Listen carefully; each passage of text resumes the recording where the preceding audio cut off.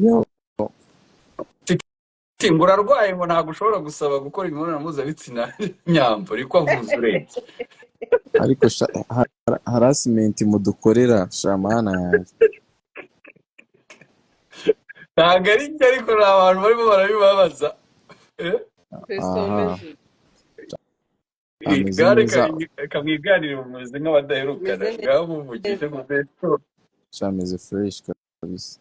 Ariko reka Mbese umuntu kankubwire uwo muntu uvuye kuri live akubajije ibintu ndavuga se mana we. Ariko ari Sudi nawe ujya uzana abantu babaza ibintu nyine nawe ubona Oya. arajya kubaza ibintu by'imibonano koko we si we bararyamana Besto we bararyamana ariko ntazagire ikibazo na kimwe mu buzima unegrija ahubwo ujye wumva igisubizo cy'ikibazo cyabajijwe. Naho ikibazo cy'umuntu wese abaza uko byumva, ntabwo twese tubaza kimwe, ntabwo byakunda, ahubwo igisubizo kiba kimeze gute. Sibyo? Naho kuko ushobora gusanga arimo aranabaza ibyabaye, ahubwo niyo mpamvu twashaka kumenya niba bitaranabaye. ibyo ntabwo byaba. Besto umeze ute kutamubaza kandi yambwiye ko ameze neza. Titi impamvu nguhamagaye kandi mbanze gushimire ko unyitabye wemeye kuza. Urumva, thank you so much, uri humble, it's a good thing.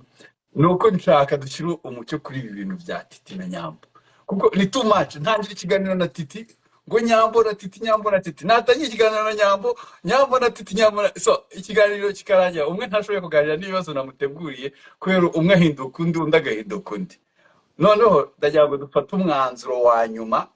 Umva, ibi bintu ngiye gushaka nta mu bishop uri hano muzane kugira ngo ibyo muvuga abisenge nimwibeshya mukabirengaho.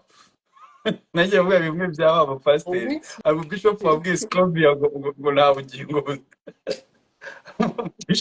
nta bugingo ngo azagira, ndavuga ni karabaye. Iri juru bakiniraho sinzi uko iri juru kurya ntabwo byoroshye. None Titi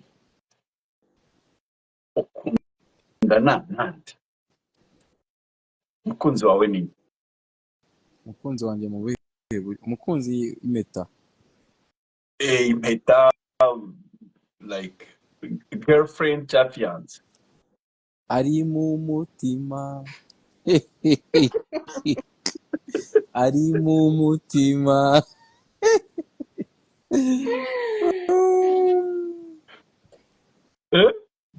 ari mu mutima Niyo utashaka kumukura mu mutima umushyira mu buzima busanzwe. hafi wapi nyine urumva Sudi, ni ukuvuga byose ni ukubera Imana tu, nta kindi. Mu Nyambo, Isuye karame. Nyambo, Karame.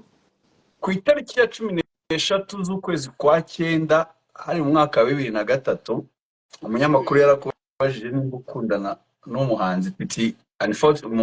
Bibabaje Titi yari atarafungurwa, kuko ndibaza Titi yarafunguwe ukwezi nyuma yaho, ndibaza ku mukwa 10 amezi abiri nyuma yaho, iyo tariki mvuze.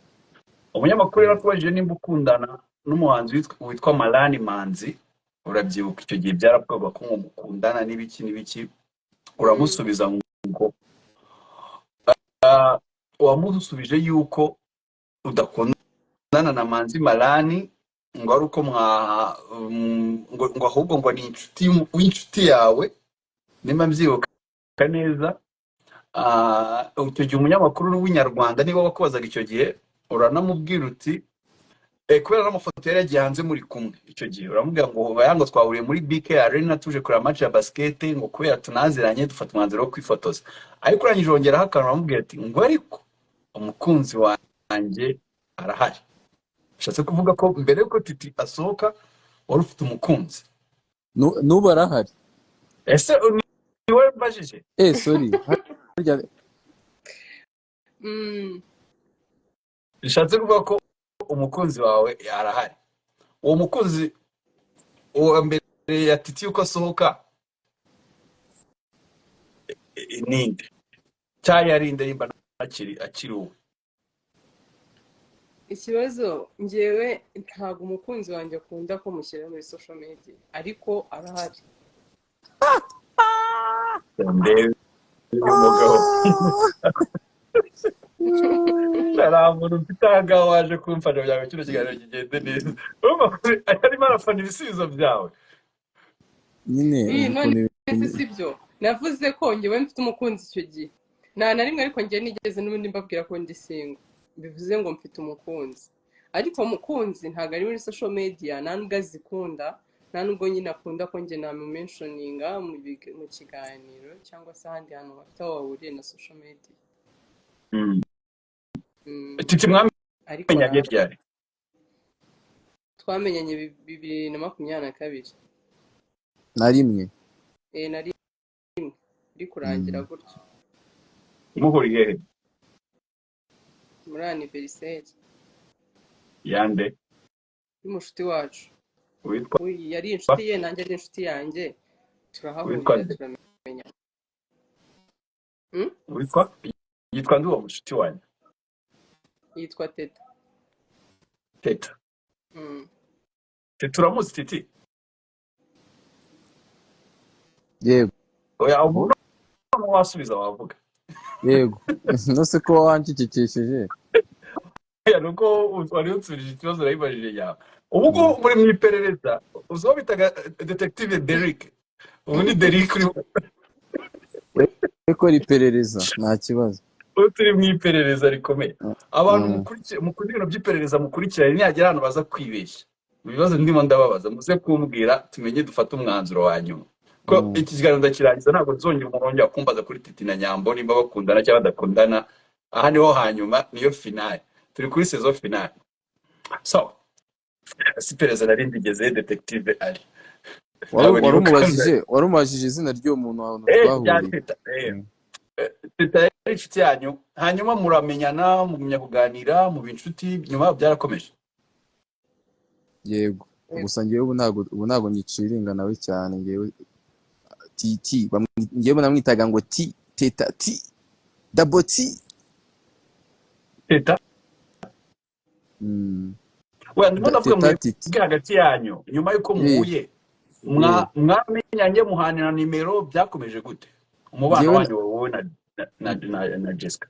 Urumva haciyemo uku kumwe cyangwa abiri bahita ngenda i Madrid. Muri Espagne. Muri Espagne urumva namuhamagaraga nyine ndi hariya Madrid bro. Muri Espagne. Muri Espagne. Hanyuma ugeze muri Espagne Nyambo wakomeje kujya ujya kumusura? Yego. Amusuye nk'inshuro zingahe ari muri Espagne?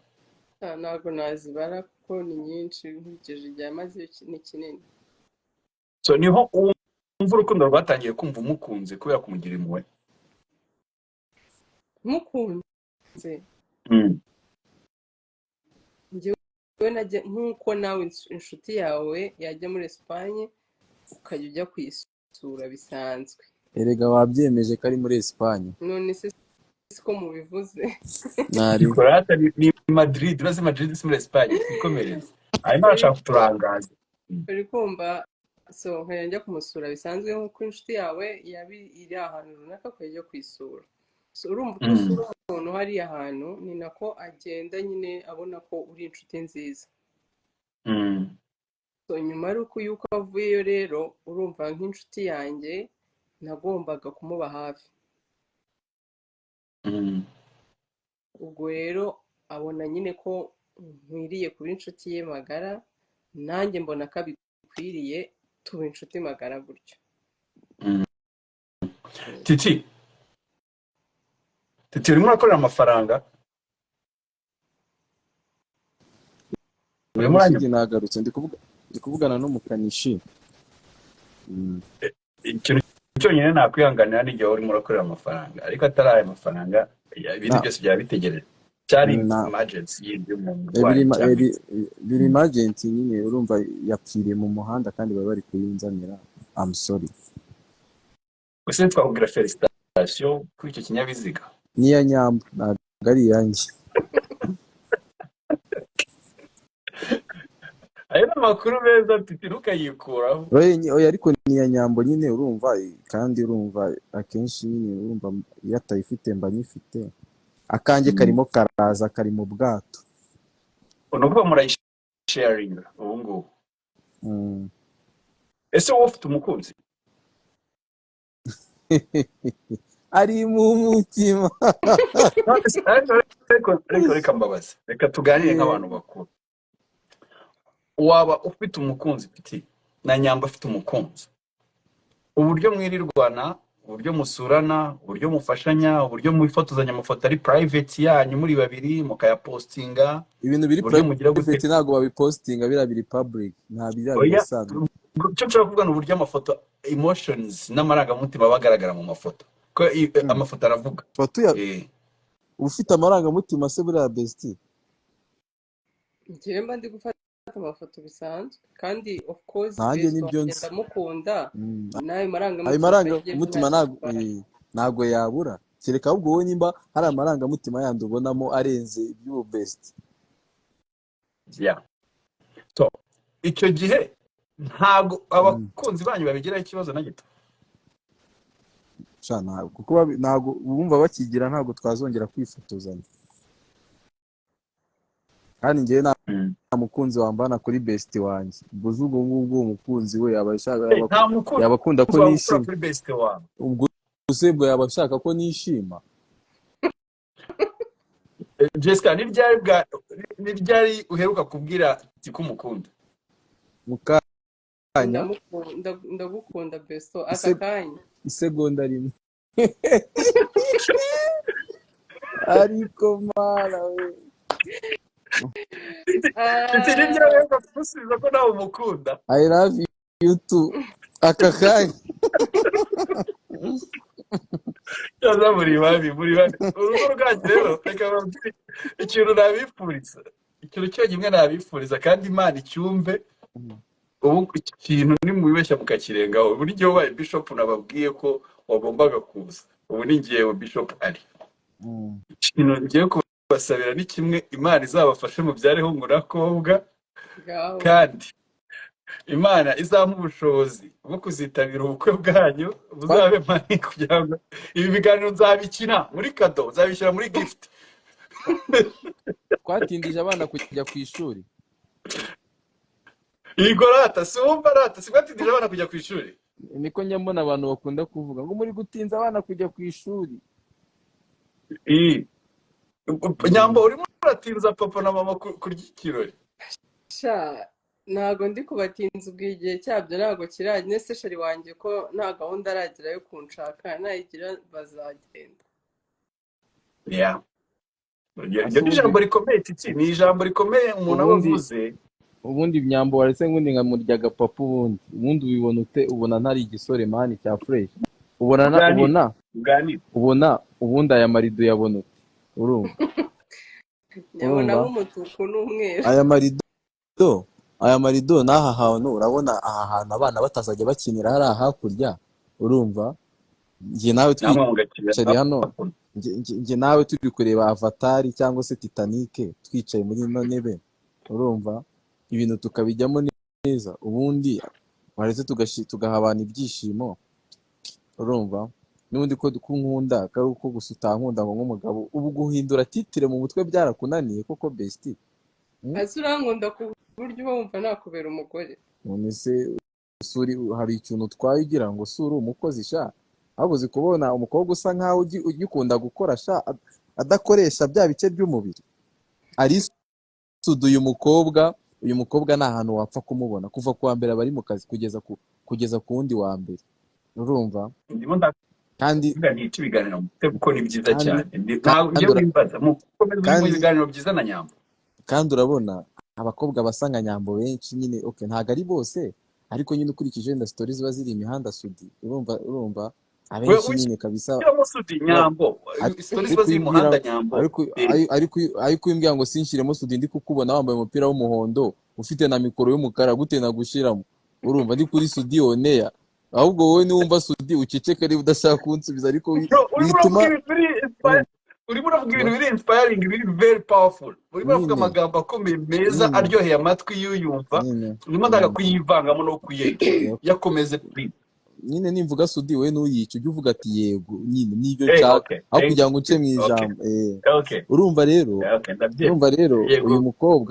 mukobwa nyamba ariko urumva nari ndi gusubiza ikibazo yarambajije ngo ubona ngo ubundi wowe ngo ubona ngo wowe wanereta kubera iki Imana uyu Imana nyine nyambo yujuje ibintu bisabwa mwa bahungu mwe muri kuri ino live urumva nawe sheriwe ino live sinzi ko nyine wenda yaba yiriho urumva ariko Sudi uyu ni umukobwa pe ni ukuri kw'Imana nyambo ni umukobwa njyewe se subiza ukuntu nyine tuba tuziranye n'abakobwa benshi pe ariko uyu mwana kabisa akubiye kenshi cyane wabonye kwa kundi muri betting ikipe ibikubiye kenshi uyu nguyu akubiye miliyoni uyu arakubiye cyane akubiye inshuro nyinshi kubera yuko buriya Sudi iyo ubonye umukobwa ukunda kuba independent apana kudepending on someone urumva ibyo bintu muri no myaka tugezemo urumva biba ari ibintu by'agaciro bro so urumva rero nyambo rwose gutera agapapu ntabwo byananira kabisa urumva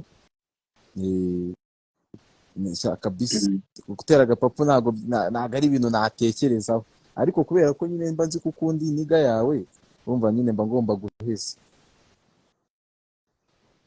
Nyambo aya magambo ko urimo urabitekereza uramuha igisubizo nyine amaze igihe kingana icyo bitekereza utyo nona mbitekereje nona biri mu mutima ikibazo cyawe ntabwo uri seriye aha wabivugaho iki Nyambo maye se nese urumva nawe kandi nyine yihaye igisubizo yavuze nyine ariko ikibazo kiba gihari ni uko nyine abona sheri wanjye mukunda kandi nyine ntabwo yakishimira kwitandukanya n'umukunzi ubwo rero nakomeza we best ubona wese afite ibisabwa by'umuntu wakubera umugabo. Say something umva mubwire Sudi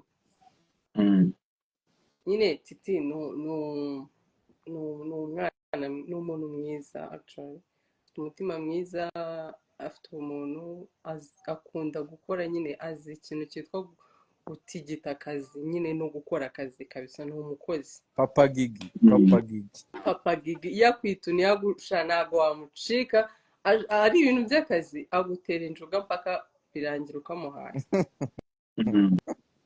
ikindi agira umutima mwiza nyine arabyujuje pe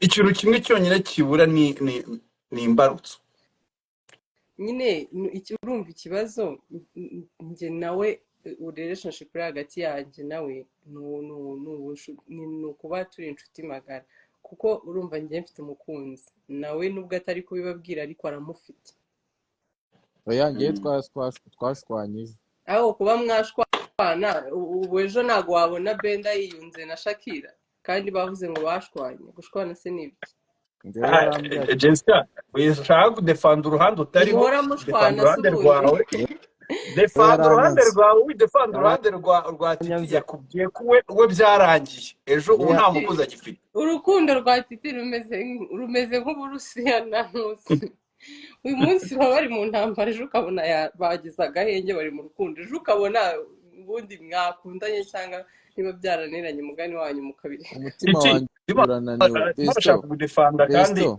ko mwatandukanye n'umukunzi wawe Titi umukobwa wumva ushaka ninde ko mwakundana umutima wanjye urananiwe ntabwo nzasubirayo pe wivuga gutyo ejo tutazagaruka wasubiyeyo nkahita mbibwira Risudi oya ntabwo nzasubirayo mbibwira Risudi ahubwo gereka mbimwibwire ureke kubimubwira ntabwo nzasubirayo uzishure ayo magambo wayambwiye umva se mu gitondo nkabona urukundo ruri kwaka Nyambo Jessica muhamagaye kangahe Nyambo Jessica muhamagaye kangahe ni ukuvuga ngo njyewe ibi bintu mbivugiye kuri live ya Risudi ntabwo nzongera kujya muri relationship vuba. ni Ntabwo nzongera kujya muri relationship vuba, urukundo rurababaza. n'umuntu utari nyambo wenyine. Nyambo afite sheri. Wishaka ntabwo defanda usayidi ya nyambo, defandi yawe nivuga nyambo akwemereye niwe wenyine ubu ushobora gukundana nawe. Nyambo ze akanyemerera biri mu mutima.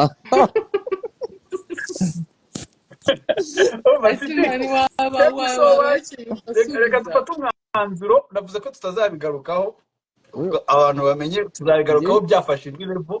Ngiye gusa kugira ikintu ngiye ngusabye, izi live zawe ujye uzibika ariko tuzazikenera. Izi live zawe ujye uzibika uzazikenera.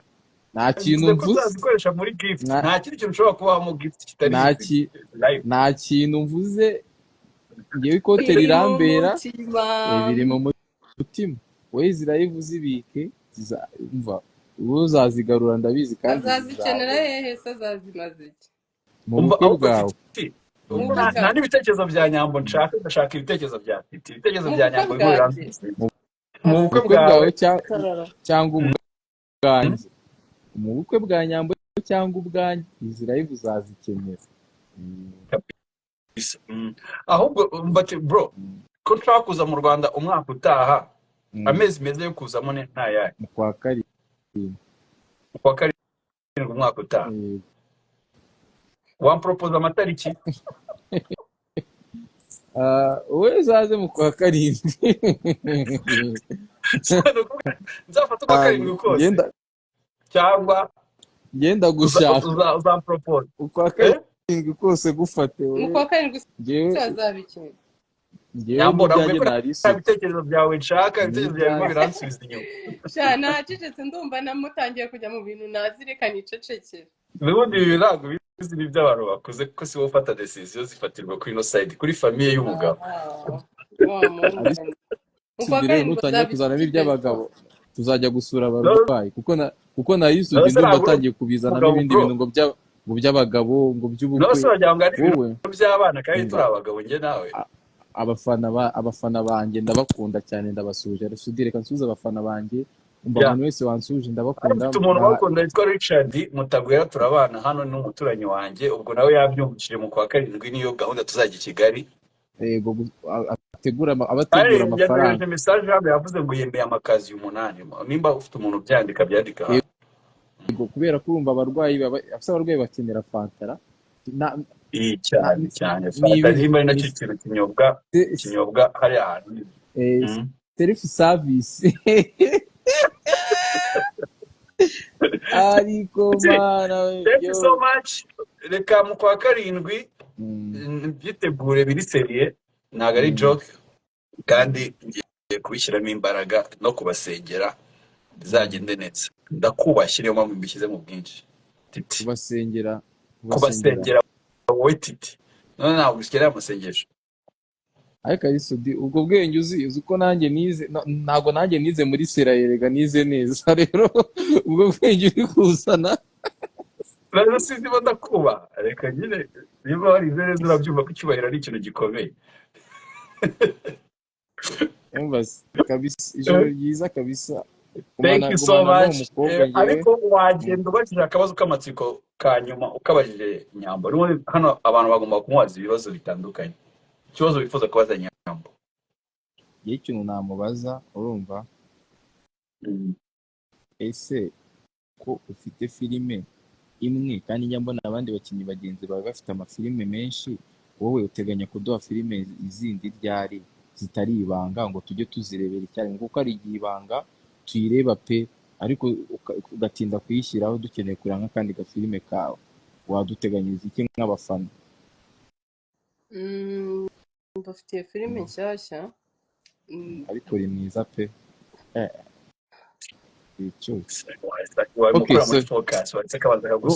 Urumva nari ndi kumwitegereza, mana we, mana yanjye.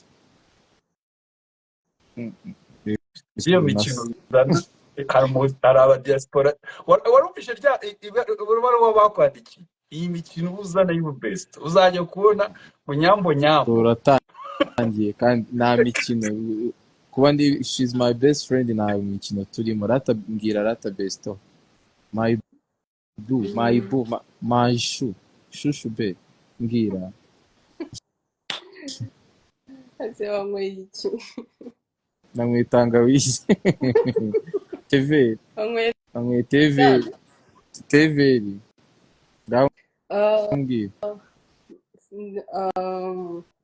ngiye kubakorera indi filime nziza ifite isori nziza.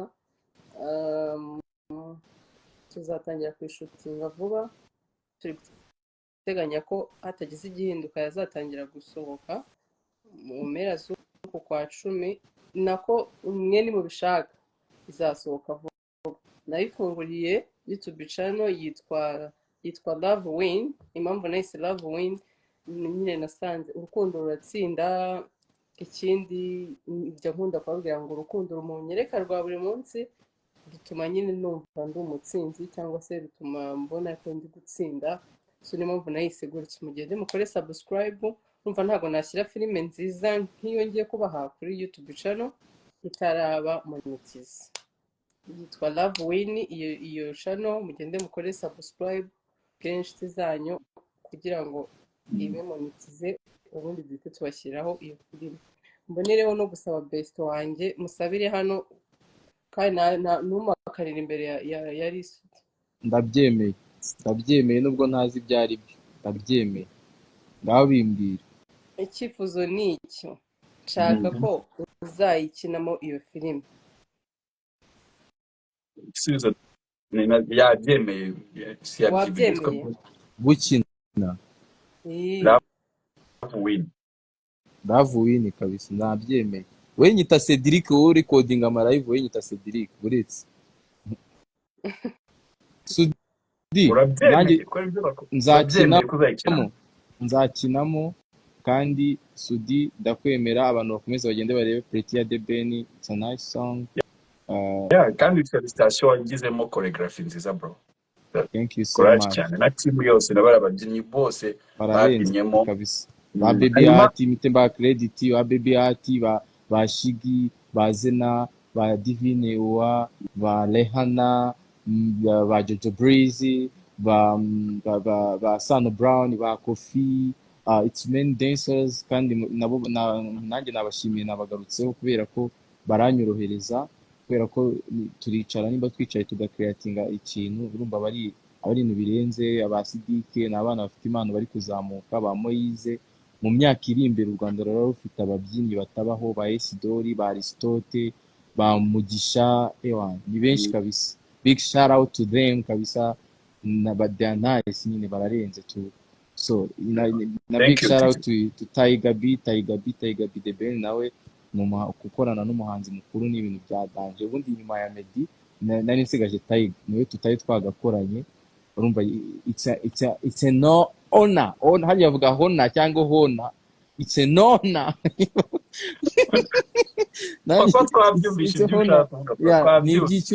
N'iby'icyubahiro. Urumva nakoranye na Bruce, nkorana na ba Knowless, nkorana na ba Meddy. Urumva ni Tiger waguraga, niyo muntu twari twagakoranye kandi twakoranye neza. He's humble, ni umu artist mwiza ufite umutima mwiza, nyine arumvikana kwa you see. So rero ijoro ryiza, bakomeze bayirebe. Pretty ni Pretty. Yes, thank you so much. Hanyuma kuri ya liste mu witwa Jackson Mukotanyi ngo mube mumwanditse amadolari 100. So ubwo nta kibazo, ntari ushatse natangira na groupe kwa karindwi ni vuba, so abarwayi tukabasura neza. Thank you. Iyo sawa uri kunyereka nabonye, ntago ari wowe ninjye ari kubwira buriya sinya aba yayimaye. Hari akantu nagaki urumva iki? Oya, iriya ino sinye se ni aba best, ino se uri best wanjye unyikubwira. Abayerezo ndabara nzaho best. Thank you Titi, bari kurinde.